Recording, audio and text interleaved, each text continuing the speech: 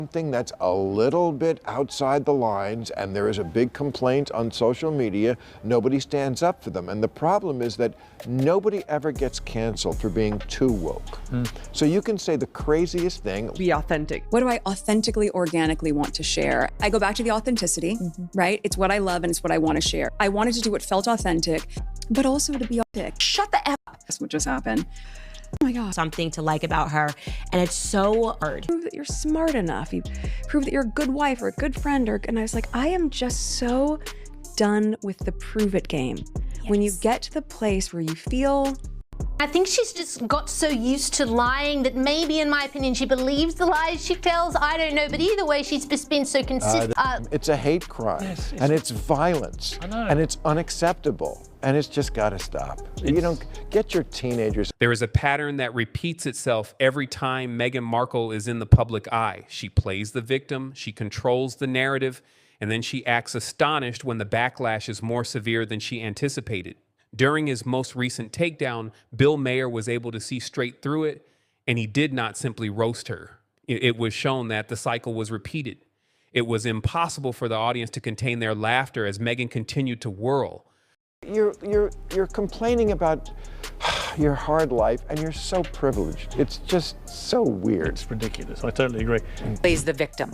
My castle's too small. Yeah. The queen is mean to me. They won't let me call myself Her Royal Highness anymore. In each and every interview, she arrives with the same script, wide eyes, a shaky voice, and the ideal storyline of a destitute person looking for help. The fact that Meghan Markle is able to turn any obstacle into a sob tale is something she has mastered, but this time Bill Maher was not buying it. He dismantled her never-ending victim act, revealing that it doesn't really have anything to do with suffering, but rather with fooling the public. It is the... of that generation, as I said, raised wrong. So they think when someone disagrees with them, it's a hate crime, and it's violence, and it's unacceptable, and it's just got to stop. You don't get your teenagers under control. Exercise authority, ranging from Oprah to Netflix. Interviews with Meghan Markle typically follow a script that is well known, which includes tearful confessions, dramatic pauses, and claims of being misunderstood. She painted herself as the isolated outsider rather than accepting her own choices. And when Spotify stopped her program, she blamed institutional resistance rather than bad performance. She also painted herself as the outsider amid royal family disagreements. With each new setback, she adds another chapter to her never-ending collection of victim stories. Will destroy your life. And I very naively, I'm American, we don't have that. Right.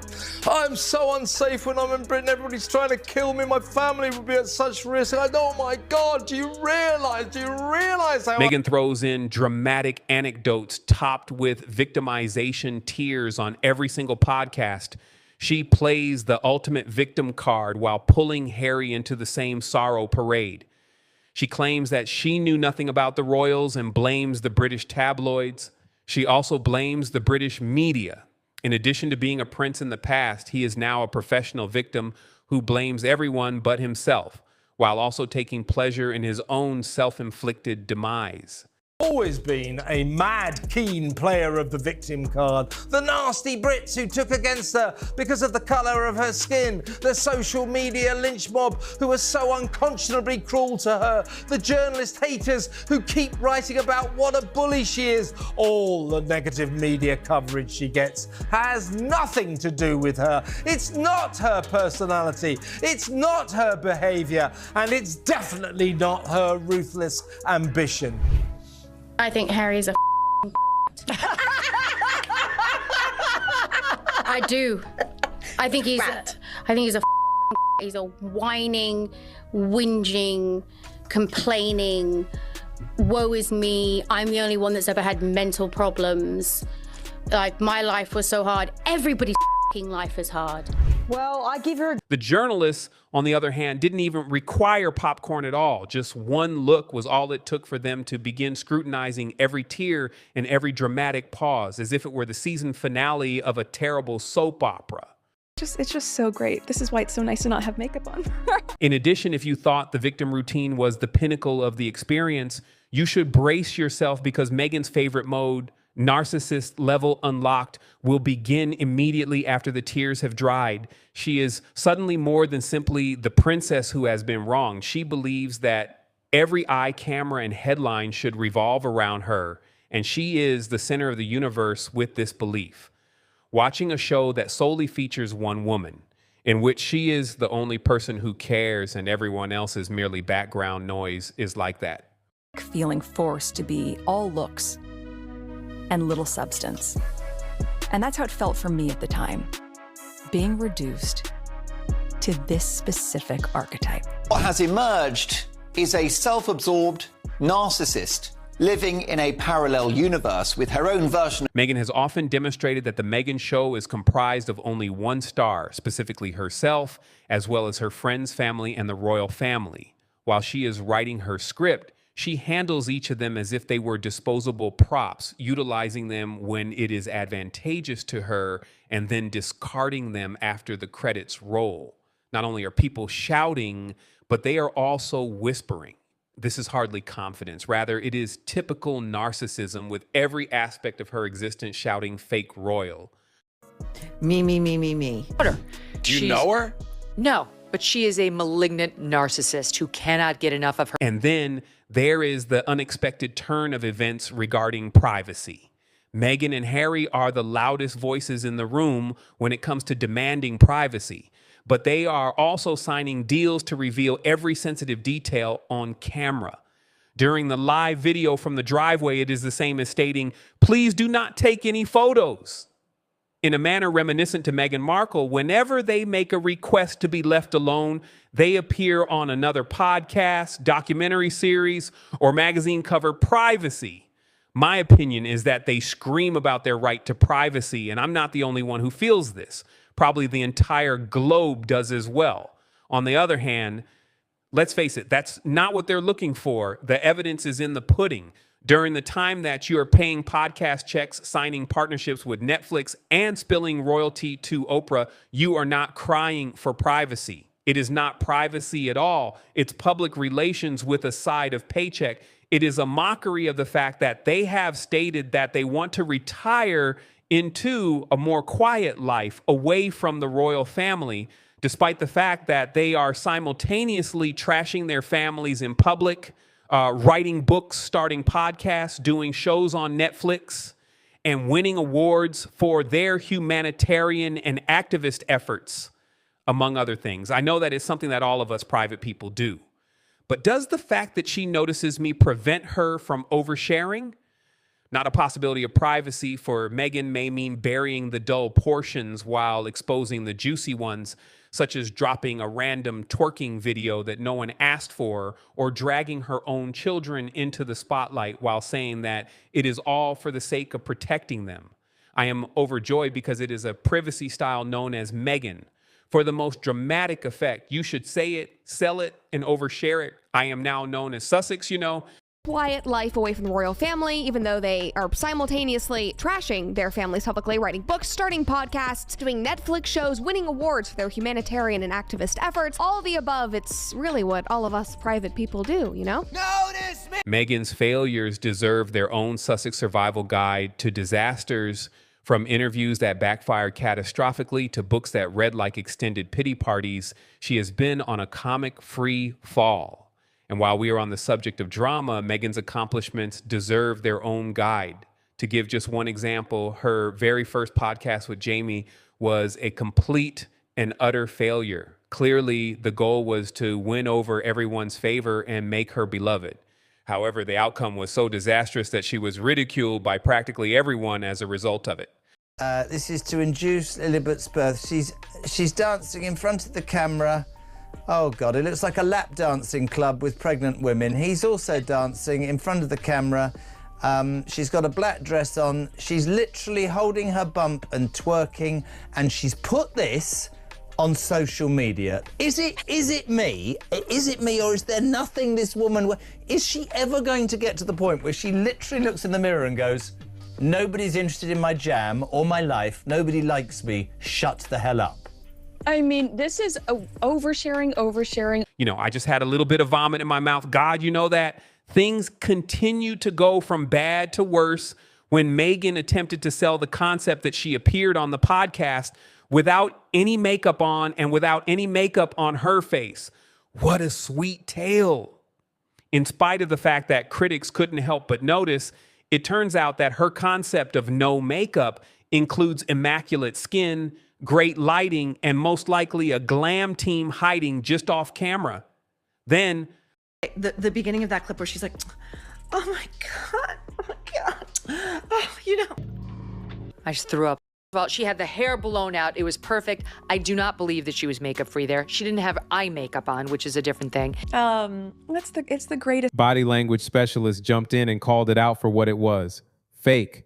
They noted that Meghan's emotional moments appeared to be manufactured, with facial expressions that appeared to have been studied and were way too flawless.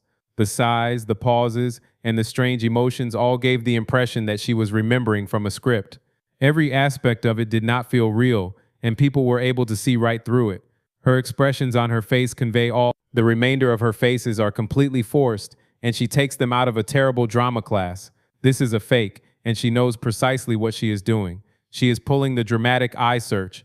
It does not appear to be real in any way. In spite of the fact that it is precisely timed and expertly staged, it makes such an effort to be relatable that it ultimately ends up feeling embarrassing. Instead, it is very evident to each and every person who has eyes. Meghan's fictitious identity has the potential to win awards for worst acting.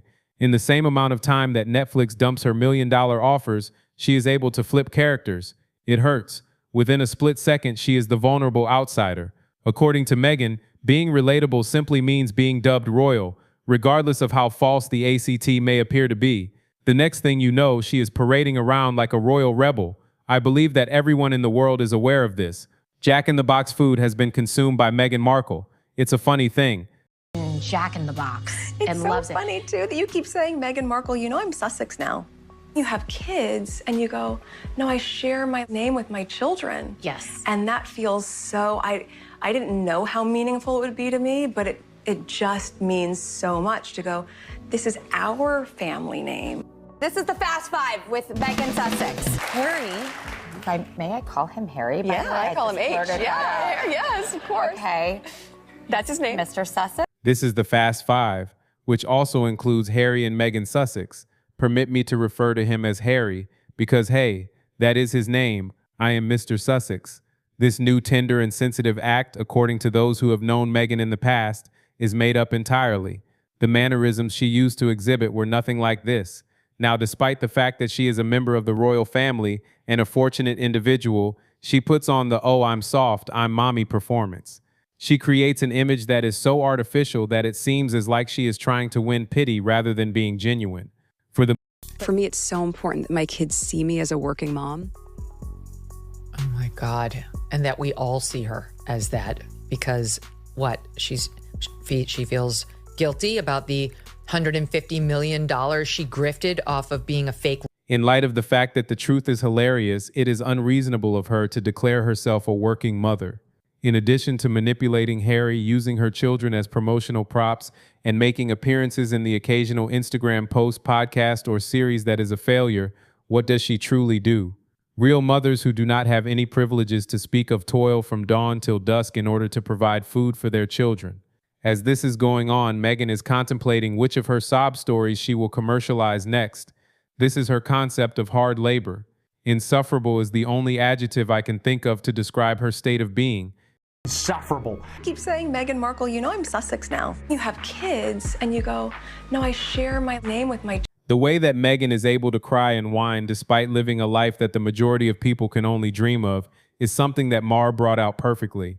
He made a joke about how she still seemed to find a fresh drama to sell, despite the fact that she had contracts with castles and cameras on her side.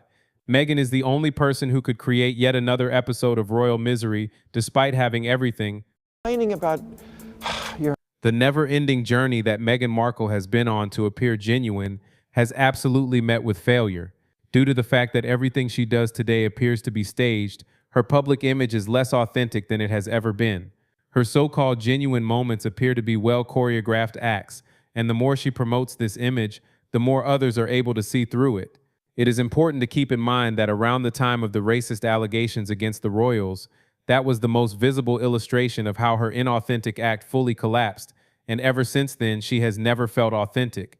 About how dark his skin might be when he's born. They're so racist, they're so racist. Some of that he went through was not racism. It was just some in-law. Sometimes it's just some in-law.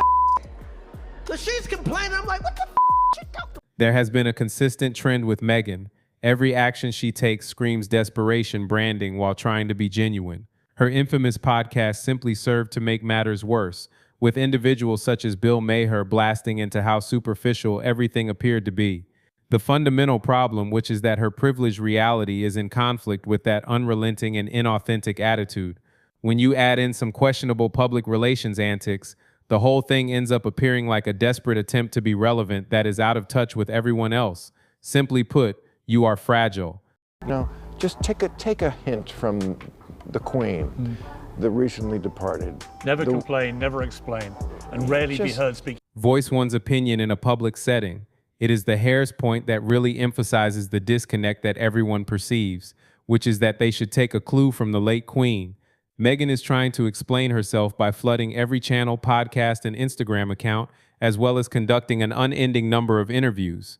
Meanwhile, the Queen governed with a quiet dignity. When she continues to speak, her arguments become less convincing. People end up rolling their eyes more frequently as a result of all that carefully chosen imagery and incessant over-explanation.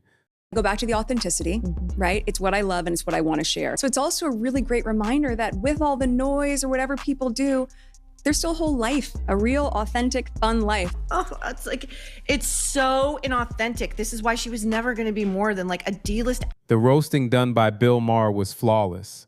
Nevertheless, let's be honest, she makes it simple for everyone.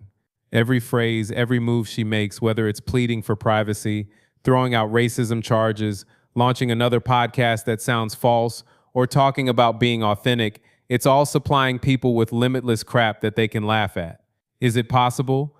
Being narcissistic jerks at every turn, bullying members of the palace, complaining constantly if not every piece of press was complimentary enough of you, being nasty to William and Kate. I could go on, but there's a reason the press turned on her that has nothing to do with, as the clip says, hatred at the end of the day. Meghan continues to demonstrate that knowing how many deals, titles, or sympathy cards she plays, people are able to see through the act. Perhaps if she would just stop trying so hard to muck things up, in her life she will at long last discover the genuineness that she has been promoting. However, until then, it is nothing more than yet another season of Meghan's royal drama, which is completely fabricated and unreal. The British people... America's onto you. The world at large is onto you. You're never going to convince anyone that you are a genuine person. Be truthful. Is it possible that Meghan is already in the process of filming the second season of Pity Palace? Or do you believe she will ever cease turning her life into a drama series?